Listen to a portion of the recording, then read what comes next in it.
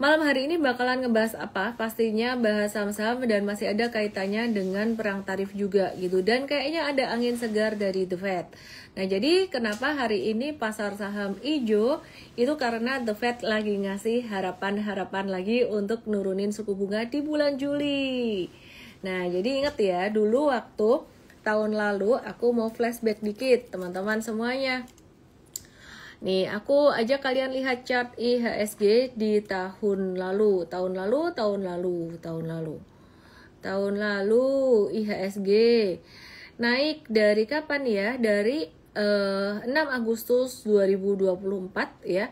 Waktu itu sebenarnya bottomnya di 20 Juni 2024, terus kemudian di 6 Agustus dia naik kencang sampai puncaknya pada 19 September. Tahu nggak sih apa yang terjadi sekitaran tanggal 18-19 September 2024? Waktu itu suku bunga The Fed dipotong. Loh, katanya kalau suku bunga The Fed dipotong, IHSG-nya naik, marketnya naik, kok malah turun? Nggak begitu cara kerjanya. Ya, jadi marketnya naik ketika pengumuman suku bunga The Fed akan diturunkan, yaitu kejadiannya sekitaran di bulan Agustus 2024. Bahkan di bulan Juni 2024 waktu itu udah ada kayak obrolan angin-angin segar, The Fed mau nurunin suku bunga. Nah, pada saat itulah market mulai naik dan membentuk bottom. Jadi kalau ada kata bottoming, kalian justru jangan takut, bottoming itu justru satu hal yang bagus. Nah, terus pertanyaannya sekarang, apakah The Fed ini bakalan beneran nurunin suku bunga atau ini cuman PHP aja sih? Yang jelas kalau kalian lihat chartnya IHSG per hari ini, kemarin saya kan ada bahas ya. IHSG itu kemarin bentuknya antara dia inverse pennant kayak gini. Jadi bentuknya kayak inverse pennant kayak gini, teman-teman bisa lihat di igoi aku, atau dia bisa jadi bentuk V-shape recovery. Ini huruf V, ini handle untuk dia confirmation-nya di sini.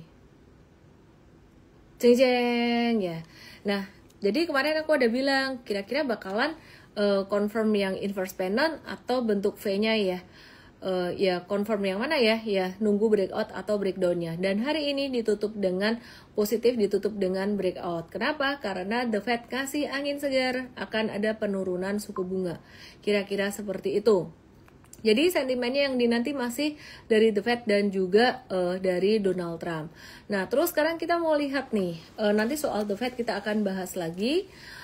Yuk, kita mau lihat hari ini market naik sekitaran 5,16%, didorong oleh naiknya saham BBRI.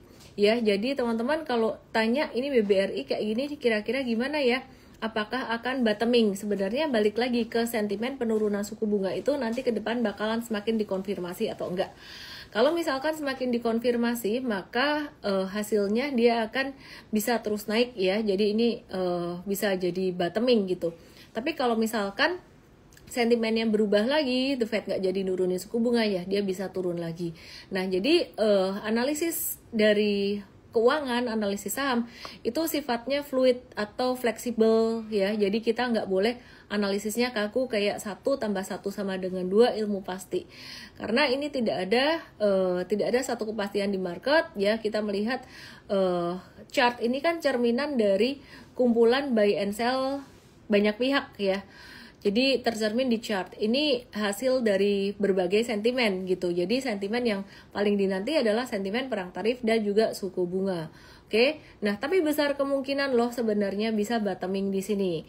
Dan kalau kita lihat secara psikologis, angka di bawah 3.800 ini udah murah banget buat BRI. Dan kemarin kalian kalau misalkan udah dapat dividen di beberapa bulan sebelumnya nih ya, di bulan apa ya kemarin? Dividennya di bulan April kalau nggak salah ya, sempat bulan, aku lupa ya, sempat ada dapat dividen deh pokoknya. Ini yang jelas bukan di 8 April nih tarif resiprokal, aku lupa. Ini kemarin ada dapat dividen tapi turunnya nggak signifikan. Artinya investor sebenarnya masih optimis dengan emiten ini meskipun secara laporan keuangan melambat. Ya jelas aja kalau kondisi secara global ekonomi melambat, maka laporan keuangan emiten perbankan agak-agak melambat itu sangat wajar sekali. Cuman yang kita lihat sebenarnya pertumbuhannya dalam jangka panjang. Dengan valuasi yang sama, BBRI dibandingkan dengan tahun 2018 tuh dengan valuasi dan harga dengan harga yang sama saat ini, itu kondisi fundamentalnya udah jauh banget lebih bagus. Profitabilitasnya juga jauh banget lebih bagus dibandingkan dengan saat itu gitu ya. Jadi kalau Warren Buffett prinsipnya misalkan ngelihat perusahaan untuk investasi jangka panjang, dia terpukul dalam jangka pendek atau dalam kondisi tertentu karena faktor eksternal, ya itu masih wajar gitu ya. Jadi justru malah dia lihat. Nah, terus kemudian apa aja yang bergerak menguat selain BBRI? Nah, ini ada saham BBNI dan juga BBNI yang BBNI dan BMRI yang naik sekitaran 2,75%.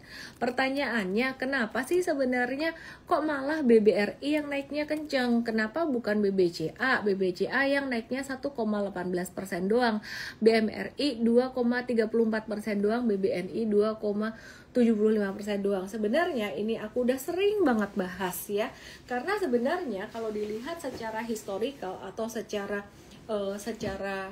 histori ditarik mundur ke belakang, BRI ini ngasih diskon valuasi dibandingkan historikalnya tuh jauh lebih murah dibandingkan 3 perbankan besar lainnya. Nah, kalau BCA itu sekarang baru di bawah rata-rata dikit 5 tahunan. BMRI itu masih di rata-rata 5 tahunannya. BBNI di bawah rata-rata 5 tahunannya, tapi cuman BRI yang di standar deviasi -1-nya.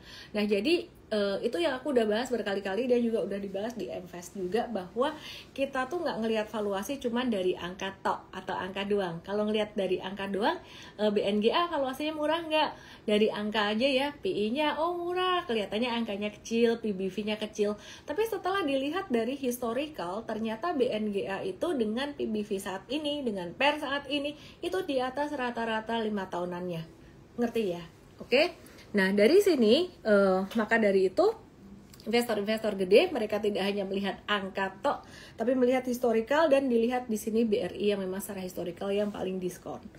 Jadi kalau aku perhatiin, mereka tuh trading juga. Tradingnya gimana? Setiap kali perbankan tuh ada naik 20-30%, mereka profit taking. BRI udah naik 30% profit taking, terus kemudian turun lagi. Masa sih BRI pernah naik 30%? Udah nggak usah aku bukain chartnya lagi, karena tiap hari aku udah bahas itu, nanti kalian bosan ya. Terus kemudian Donald Trump ini kembali mengumumkan tarif impor ya. Jadi total ada 24 negara di luar mitra dagang terbesar Amerika yang udah diumumin tarifnya. Contohnya berhasil 50%, dari 10% tadinya Filipina 20%, Brunei 25%. Di sisi lain, negosiasi tarif Indonesia Amerika katanya masih berjalan positif, cuman hasilnya gimana ya, jujur saya agak pesimis ya. Jadi yang ngurus Pak Menko Airlangga bilang abis ketemu pejabat dagang Amerika membahas tarif impor dan kerjasama mineral penting gitu. Jadi Indonesia ini kan sebenarnya sangat kaya sekali dengan sumber daya alam yang sebenarnya itu juga bisa menjadi satu bargaining power atau kekuatan Indonesia untuk negosiasi dengan Amerika gitu ya. Nah, jadi semoga aja bisa berjalan dengan baik. Kita cuman bisa ikut mendoakan.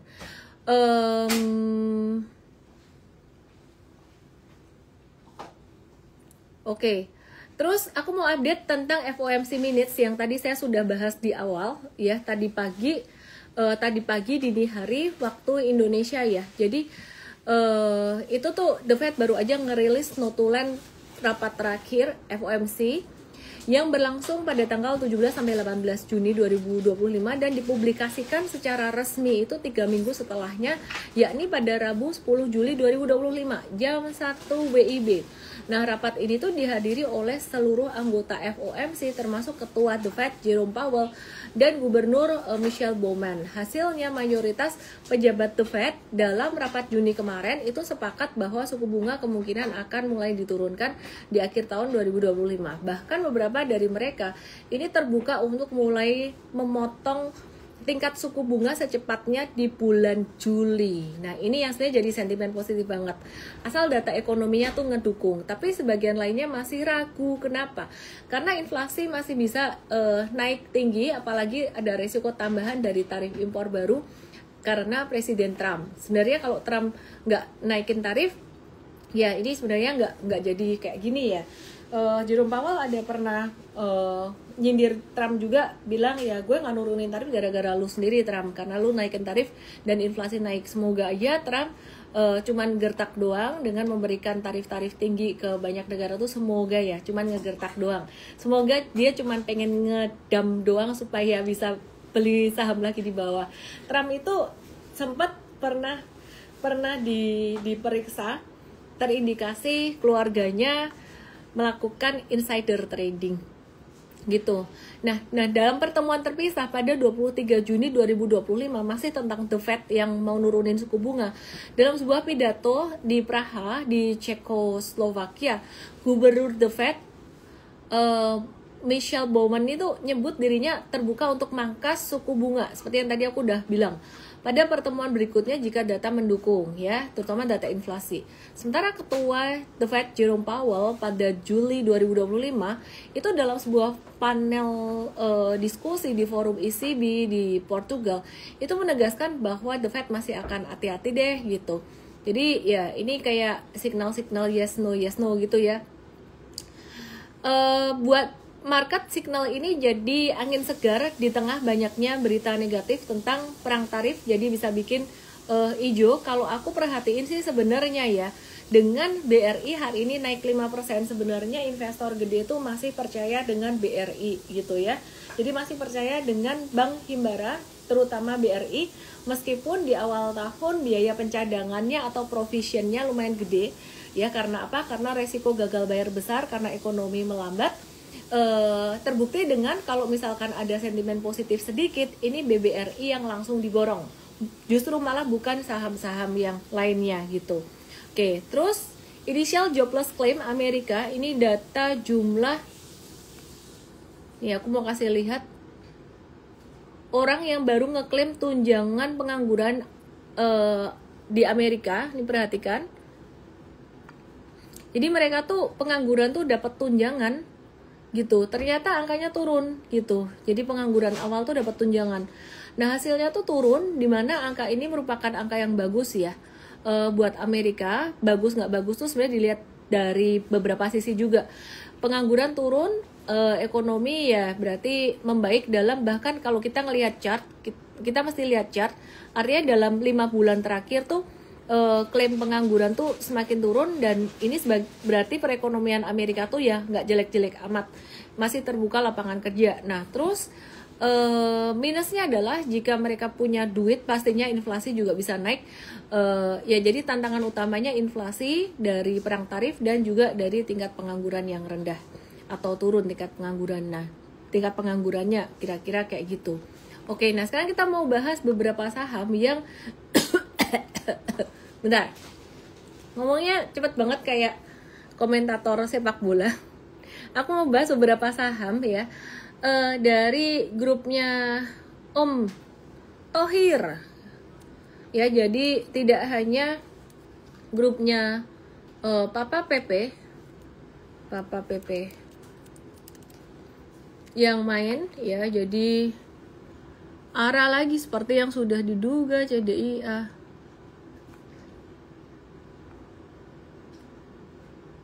Oke. Mari kita lihat dari grupnya Om Thohir sekarang.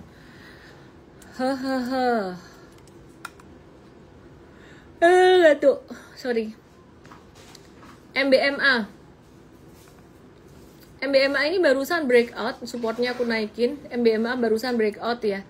Breakout dari 488, tadinya resistance sekarang jadi support, dan volumenya masih konvergen. Sebenarnya yang nggak enak cuman di tanggal 5 Juni, tapi kemudian konvergen lagi, dan ini mengkonfirmasi kelanjutan arah naiknya. MTrade udah ada di angka 410. Let me check.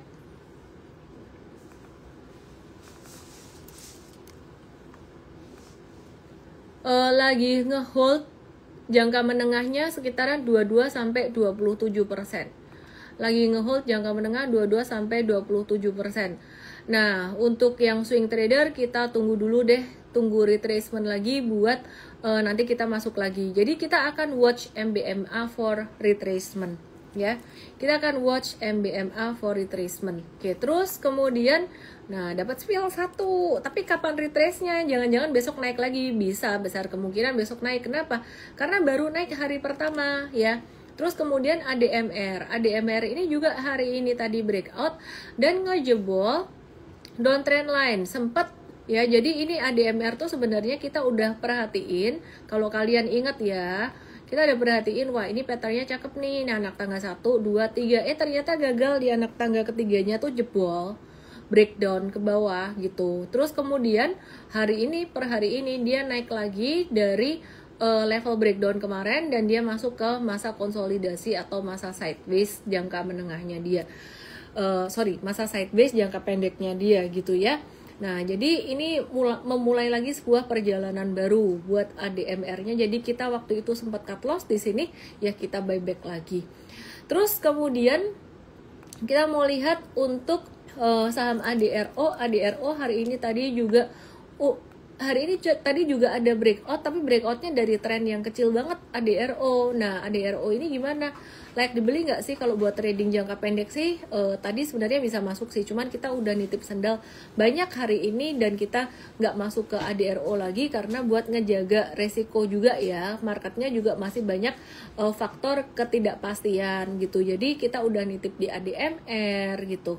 Kita hold ADMR dan juga ada MBMA ya. Jadi per hari ini sih dia bangkit dari tidurnya, cuman ini karena dia bekas tren turun seperti ini, dia naiknya mungkin belum akan kencang, kira-kira kayak gitu. Cuman kalau dilihat trennya sudah ada perbaikan dari downtrend bakalan jadi sideways. Nanti pathnya bentuknya kira-kira bakalan kayak gini nih kalau ADRO, ting gini ya. Jadi bisa sideways, tapi sideways yang lebih bagus daripada sideways kemarin yang benar-benar sepi banget. Nah, jadi sentimen penurunan suku bunga ini jadi sentimen positif tidak hanya untuk saham perbankan tapi juga untuk saham komoditas. Yang di TokTok yang detail langsung aja ke Igoy aku adalah @ellenmay_official. @ellenmay_official. Mari kita lihat teman-teman, bagaimana dengan saham yang lain. Yuk kita lihat yuk saham komoditas yang lain, apa kabarnya saham PTBA. Wah, PTBA ini ternyata dia hari ini tadi juga hijau ya. Jadi hari ini tadi dia juga hijau tapi belum konfirmasi uptrend ya. Jadi dia masih sideways, malu-malu gitu dengan volume transaksi kecil ya. Terus aku penasaran sih dengan MDKA ya, aku penasaran dengan MDKA. Nah, MDKA bagaimana nih kabarnya? MDKA di Mtrade juga masih ada ngehold ya. Jadi grup Merdeka, MDKA ini kita ada ngehold tapi cuannya baru tipis sekitar 3-6% untuk jangka menengah. Jangka pendeknya kita udah profit taking. Ini kemungkinan patternnya bakalan bisa mirip ngikutin MBMA juga. Disclaimer teman-teman, jadi patternnya kemungkinan bakalan bisa seperti ini ya. Jadi ada kemungkinan patternnya membentuk cup with handle. Oke, disclaimer ya. Oke, terus kemudian selain MDKA, MBMA, terus aku kepengen bahas saham apalagi ya. Oh ya, saham sejuta umat zaman dulu banget ya. Jadi yang teman-teman di Unilever mungkin kalian sempat investasi jangka panjang, abis itu stagnan, terus abis itu sempat downtrend banget. Nah, kemudian Unilever ini bottomnya di tanggal 3 Maret kemarin. Dan waktu itu saya juga sempat ngelihat agak-agak skeptis nih, beneran nggak sih? Karena Unilever ini udah pernah loh bentuk pattern yang reversal kayak gitu juga sebelumnya. Sekitaran bulan November 2024 ada double bottom, ternyata dia gagal dan turun lagi. Nah, kalau kita perhatiin si Unilever ini per hari ini,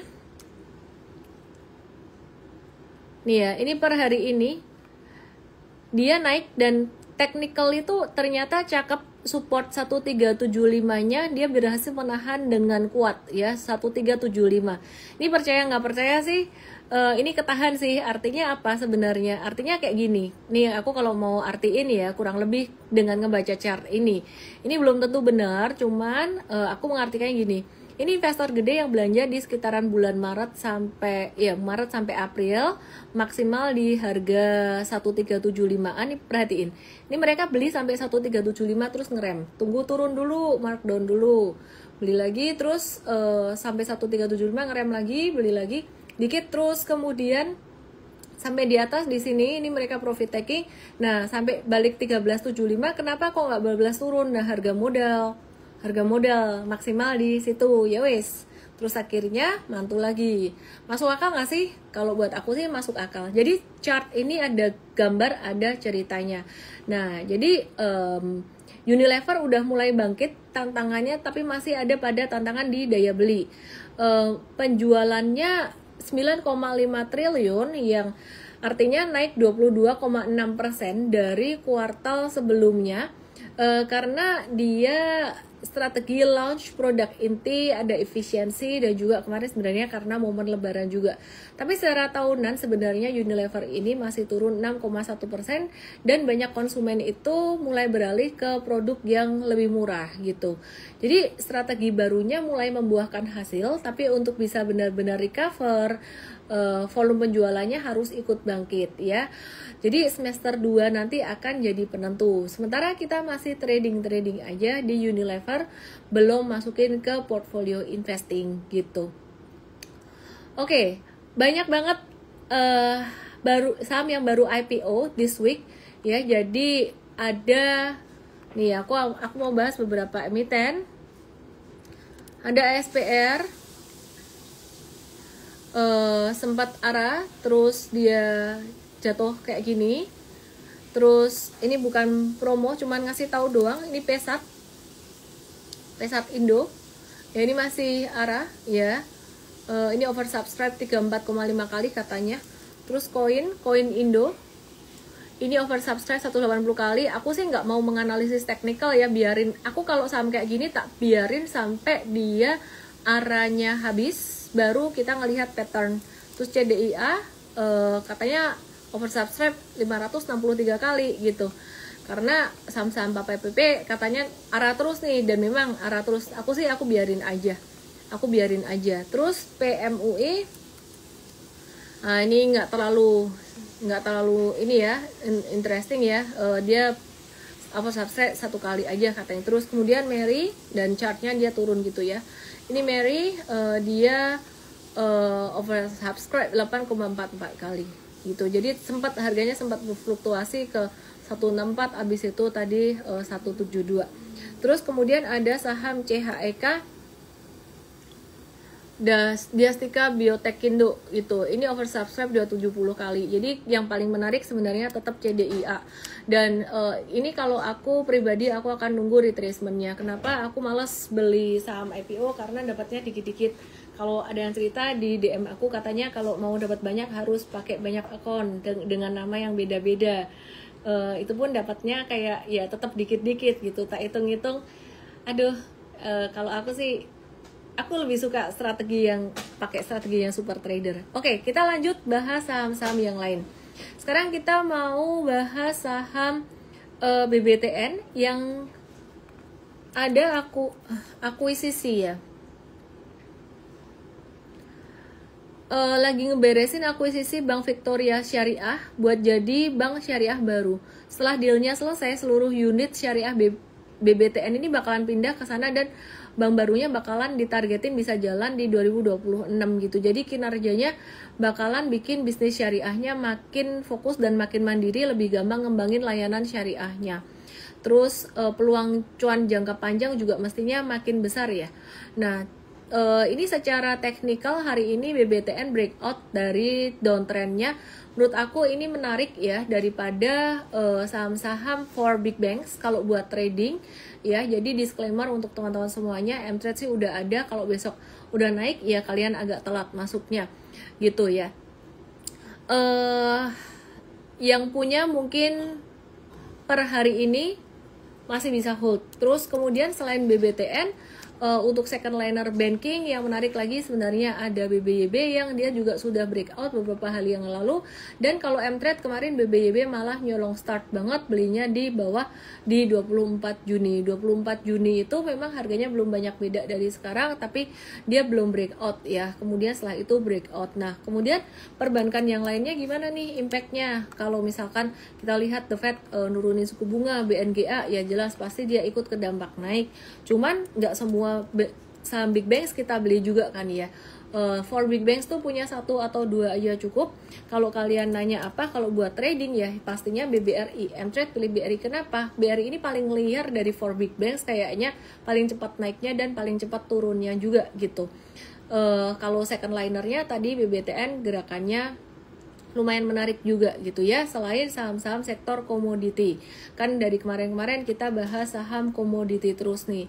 Nah, selain saham komoditi, perbankan, dan saham Unilever yang tadi kita lihat untuk trading mulai kelihatan ada momentum, disclaimer pastinya ini saham grup Jarum yang menarik banget ya. Aku tuh suka banget sebenarnya dengan grup Jarum ini, tapi tetap dengan menjaga objektivitas aku. Jadi kita tetap pakai technical untuk masuk ke TOWR ini. Jadi ada kenaikan volume di tanggal 2 Juli, cuman manage your expectation meskipun volumenya naik di 2 Juli dan kemarin di tanggal 8 Juli.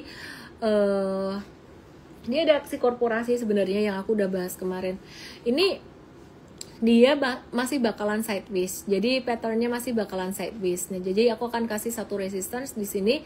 Dia gerakannya masih akan sideways antara 515 sampai 560 gitu.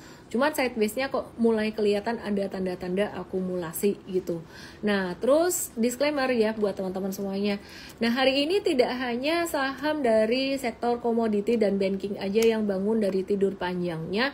Ini ada Tekim yang sempat turun dari tanggal 12 Januari kemarin. Ini patternnya menarik banget sebenarnya karena dia ketahan banget di supportnya di angka 5325. Ini kok mirip-mirip kayak saham apa ya tadi ya, aku lupa. Yang tadi tak bahas sama aku bahas pas banget kena supportnya terus kemudian naik. Nah tuh, kayaknya tadi ngebahas ADMR deh. Bukan. Apa ya tadi ya? Kalian ingat gak sih? Balik lagi deh ke Tekim deh. Nanti kalau ingat aku akan bahas lagi. Pokoknya tadi aku ada bahas kok. Yang aku pakein contoh satu garis terus dia ketahan di area itu. Oh, Unilever. Oke. Nah, balik ke sini ya. Ini Tekim ya. Ini area 5325. Ini jadi support kuat. Area di mana kemungkinan besar the whale itu mereka masuk di sini, ini harga modalnya gitu. Jadi mungkin kalau di sini mereka trading, mereka profit taking sekitar 18-an Juni kelihatan pas jatuh volumenya gede di sini 18-19 Juni jatuh volume gede. Ini mereka mungkin profit taking. Nah, ini udah dekat harga modal ya udah mantul lagi di sini dan kebetulan banget sih pas kayak pas ada sentimennya dari The Fed mau nurunin suku bunga. Cuman biasanya dia nggak terlalu relate sebenarnya. Ya, terus kemudian dari saham perbankan, aku mau bahas BRIS. Oke, Bank Syariah Indonesia. Wah, ini cakep juga, disclaimer ya. Ya, jadi BRIS beberapa hari yang lalu kita sempat nggak mau masuk. Kenapa? Karena ada double tops dan double topsnya udah capai target atau capai projection double topsnya di level 2480 atau di level 2540-an. Nah, terus kemudian per hari ini dia breakout dari pattern inverse head and shoulders. Nah, sebenarnya kalau diperhatikan ya, ini kemarin kalau kalian ingat saya ada bahas ini patternnya bisa jadi inverse head and shoulders atau bisa jadi inverse flag loh. Kalau pattern inverse flag dia akan jadi tanda turun. Nah, terus gimana caranya kita tahu itu bakalan jadi inverse head and shoulders yang tanda naik atau itu akan jadi inverse flag yang bakalan lanjut turun? Dulu ketika saya masih pemula, saya selalu mencari highlight ya yang ngantuk bangun Dulu ketika saya masih pemula, saya bingung ini kok kayak inverse head and shoulders tapi kayak inverse flag juga gitu, dimana artinya berbeda. Kalau inverse flag artinya turun, mau turun, inverse head and shoulders artinya mau naik. Dulu pas saya masih pemula, saya tuh selalu mikir kayak mana yang benar, mana yang benar. Nah setelah sekarang belasan tahun aku di pasar saham, hampir 20 tahun ya, jadi aduh ketahuan umur deh jadi belasan tahun aku di pasar saham, aku tuh melihat bahwa oh kita tidak perlu mindsetnya bukan memprediksi, tapi mindsetnya adalah wait and see atau melihat konfirmasi. Jika dia memang breakout, oh ya udah ini pattern inverse head and shoulders. Jika dia ternyata nggak jadi breakout, ya udah kita harus berhati-hati. Karena sebenarnya grafik ini pengen memberitahu kita informasi tersebut, tapi kitanya aja yang kadang-kadang keras kepala. Maksudnya keras kepala itu bukan keras kepala gimana ya, tapi kadang-kadang kitanya aja yang terlalu kaku. Jadi jika kemarin tidak ada chart yang naik ini ya, bentuknya chart kayak gini ya, nggak ada candle naik, satu candle naik, bentuknya chart kayak gini, ini kan si grafik ini dia mau kasih tahu kita oke, downtrendnya sudah agak mereda. Sekarang patternnya jadi sideways, tapi sidewaysnya itu belum tentu dia akan berakhir dengan breakout atau breakdown. Intinya just ini kondisi wait and see aja. Chartnya cuma mau kasih tahu itu, tapi kadang-kadang kita sukanya nganalisis tuh makso. Jadi sebenarnya analisis teknikal tuh bukannya doesn't work. Ingat, ini kata-kata penting banget, kalian harus ingat-ingat. Analisis teknikal itu bukan berarti doesn't work. Ada beberapa orang yang bilang ini nggak akurat. Sebenarnya bukan nggak akurat, tapi karena kita terlalu memaksakan kita mau grafik itu bergerak ke arah mana, sehingga kalau grafik itu bergerak tidak ke arah yang kita mau, kita akan ngomong dia nggak akurat. Padahal chartnya bukan mau ngomong ini mau naik, chartnya juga bilang bahwa ini bisa jadi inverse flag loh gitu. Nah, ada satu hal yang menarik yang aku baca dari kalau nggak salah buku Psychology of Money ya. Dia tuh bilang gini, si Morgan Housel bilang gini, orang tuh ya kadang-kadang bisa overconfident karena apa? Karena dia punya keinginan yang kuat akan satu hal itu, dan ketika ada data-data atau ada orang lain yang ngomong yang mendukung apa yang dia mau, maka dia akan menganggap itu realita atau kenyataan. Ada satu nenek diwawancarai, apa sih umur nenek itu 100 tahunan kalau nggak salah. Apa hari terbahagia dalam hidupmu? Dia bilang hari terbahagia dalam hidupku adalah hari ketika perang dunia pertama itu selesai. Dia bilang itu, diumumkan selesai. Dia lega, bahagia. Kenapa? Waktu itu jadi hari paling bahagia. Ya karena dia menganggap assume bahwa gak akan ada perang lagi. Karena dia saking pengennya gak ada perang itu. Ternyata terjadi World War kedua kan ya, perang dunia kedua.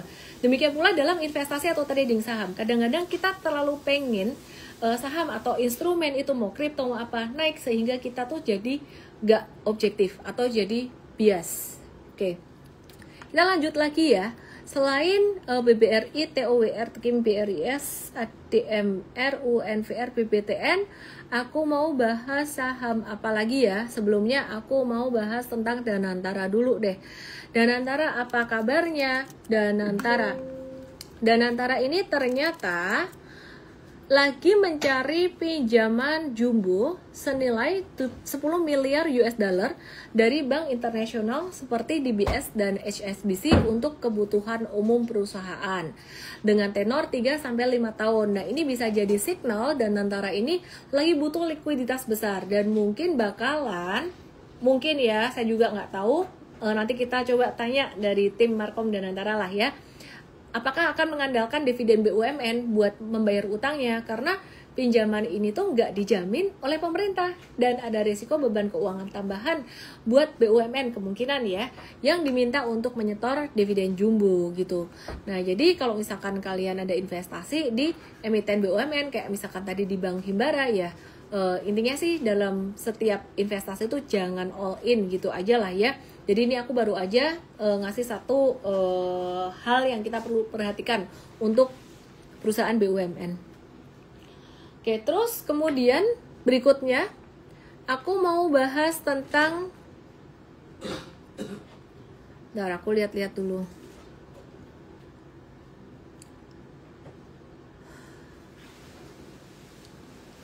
aku mau ngebahas tentang Unilever udah. Aku cek dulu ya, ini sahamnya menarik nggak ya? Kalau nggak menarik, aku bahas.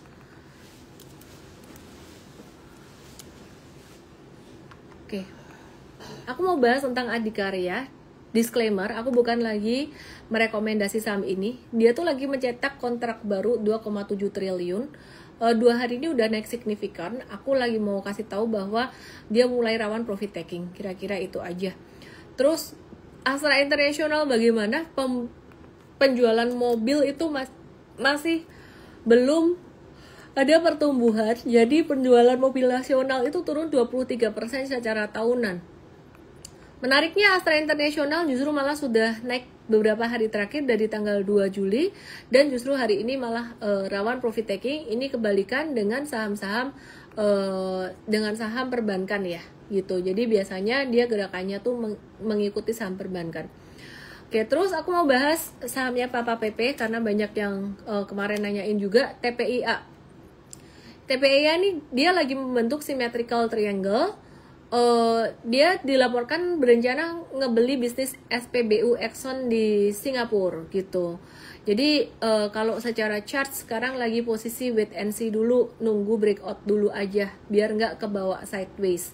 Terus cuan juga sama, intinya sih kalau saham Bapak PP fokusnya masih di CDIA yang nunggu dia kelar arahnya ya, jadi nunggu retracement. Nah kalau cuan sendiri udah naik 4 hari berturut-turut, tunggu turun atau retracement aja. Aku nggak mau beli saham yang udah kayak gini karena kita untung dari saham yang lain pun juga bisa gitu ya. Jadi aku mau review dikit, seperti contohnya Toba ini kita juga waktu itu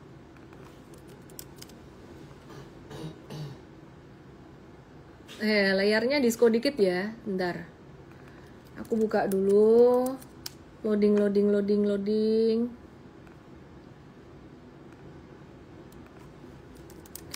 Teman-teman yang di TokTok yang di YT boleh ke Igoi. Toba sekarang lagi floating cuan 14-19%. Ini kerja tim dan juga kerja sistem di M-Trade. Nah, jadi sempat kita profit taking waktu itu cuan 73-75%. Jadi maksud aku kenapa harus dari grup konglomerasi tertentu, tidak harus, justru itu yang membuat kita menjadi bias dalam menganalisis ya, jadi nggak harus grup tertentu. Nah aku melihat Toba seperti halnya MBMA ya, ini bisa berpotensi membentuk cup with handle, alias dia pas naik kena 900 ini bisa turun dikit dan kita masih akan tetap watch untuk saham ini gitu. Tadi MBMA aku udah bahas, ADMR aku udah bahas. Aku mau bahas dikit tentang US Stocks. US Stocks di sini ada yang menarik ya. Jadi ada saham WK Kellogg's, ini perusahaan consumer goods dari Amerika yang memproduksi sereal seperti Fruit Loops and Cornflakes ya. Jadi pendapatannya kuartal 1 sempat turun, laba bersih kuartal 1 juga sempat turun, IPS-nya juga di bawah ekspektasi analis, tapi hari ini dia kelihatannya lagi ada sentimen positif, naik sekitaran 55%. Jadi US Stocks ini kalau lagi mau naik, dia nggak ada remnya, nggak ada arahnya gitu, jadi bisa lebih dari kayak batas dari Indonesia gitu. Indonesia kan dibatasin ya, jadi ini nggak ada batas arahnya gitu.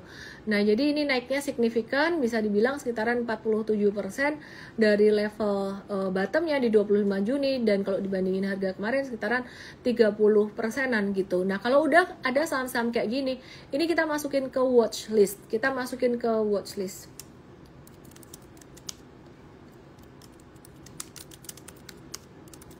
bentar ya.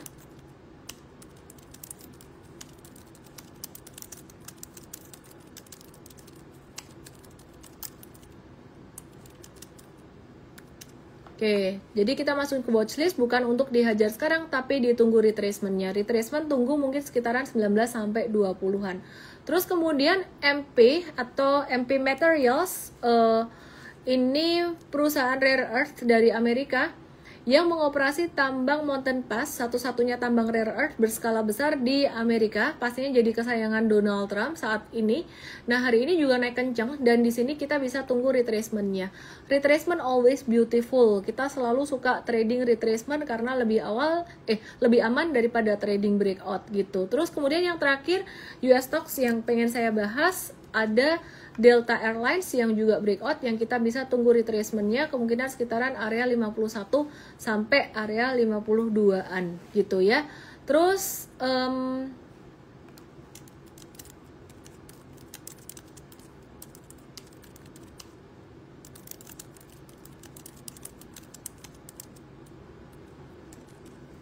oke. Aku mau lihat Q&A sebentar. BRMS, Esa Antam, Tins, Medco. BRMS masih oke aja sih BRMS sih, teman-temannya yang lain dari sektor yang sama udah naik tinggi. Ini naiknya memang agak lambat ya, tapi belum breakdown dari 386. Esa, wah, sorry. Ngantuk banget.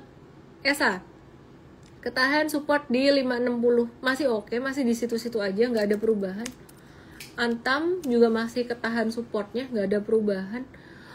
Kita masih wait and see buat saham-saham ini, malah Antam kita lagi watch. Oke.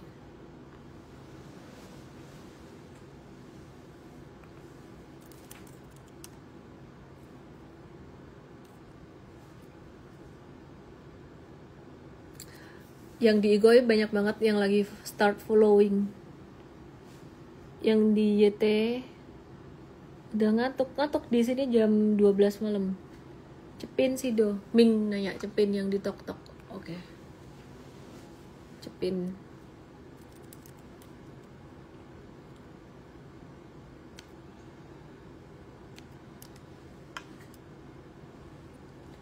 Cepin deket resistance sih. Wait and see dulu kalau mau beli sekitaran 49 sampai 4970 rawan profit taking.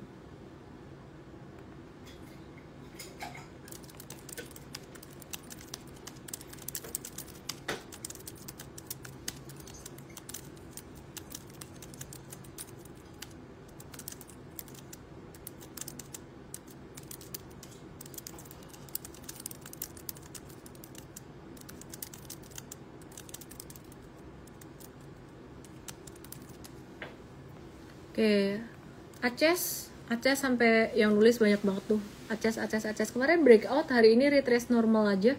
Kayaknya mau ada perbaikan tren dari downtrend ke sideways. Tins ini modelannya mirip kayak apa tadi ya? Yang sempat inverse head and shoulders. Breeze. Nah, ini kan tadi kan ya, ini inverse head and shoulders atau ini dia jadinya dia inverse head and shoulders. Ya. Atau inverse flag nih. Inverse head and shoulders atau inverse flag. Ini Tins kayak gini nih. Tins nih kalau dilihat dia inverse flag, tapi bisa jadi juga ini tuh V-shape recovery nunggu confirmation. Confirmationnya antara breakout atau breakdown. Oke, terus Sido kemarin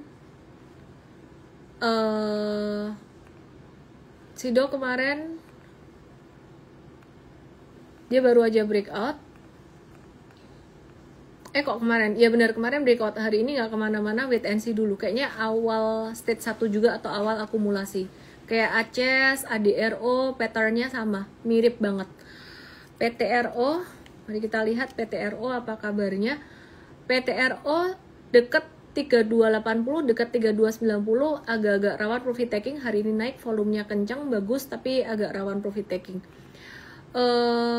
Kira-kira itu aja BRI aku udah bahas di awal banget. Untuk besok bagaimana, aku kalau nganalisis tuh sebenarnya paling males kalau ditanya besok sahamnya gimana, karena time horizon trading aku tuh bukan trading harian. Contoh, aku kasih contoh dari tradingan kita yang cuan ya. Nih tak kasih lihat ya. Ini contoh. Ini masih ada nih, masih ada tandanya nih. ENRG itu kita review buy waktu itu di tanggal 4 Juni. Time horizon kita tuh bukan harian kayak gini.